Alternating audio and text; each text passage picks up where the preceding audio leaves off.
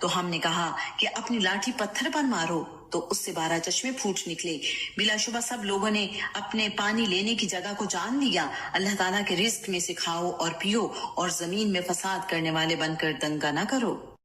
اور جب تم نے کہا اے موسیٰ ہم ایک ہی کھانے پر ہرگز صبر نہیں کریں گے، لہٰذا اپنے رب سے دعا کرو کہ وہ ہمارے لیے اس میں سے وہ چیزیں نکالے جو زمین اگاتی ہے، اپنی سبزیوں میں سے، اور اپنی ترکاریاں، اور اپنی گندم، اور اپنے مسور، اور اپنے پیاز۔ موسیٰ نے کہا کیا تم ایک بہتر چیز کے بدلے میں کم تر چیز طلب کرتے ہو؟ کسی شہر میں اتر جاؤ تو یقیناً جو کچھ تم نے مانگا ہے وہ تمہارے لیے ہوگا، اور ان پر ذلت اور محتاجی مسلط کر دی گئی، اور وہ اللہ تعالیٰ کے غضب کے ساتھ لوٹے۔ یہ اس وجہ سے ہوا کہ وہ اللہ تعالیٰ کی آیات کے ساتھ کفر کرتے تھے اور اللہ تعالیٰ کے نبیوں کو ناحق قتل کرتے تھے۔ یہ اس وجہ سے جو انہوں نے نافرمانی کی اور وہ حدود سے گزر جاتے تھے۔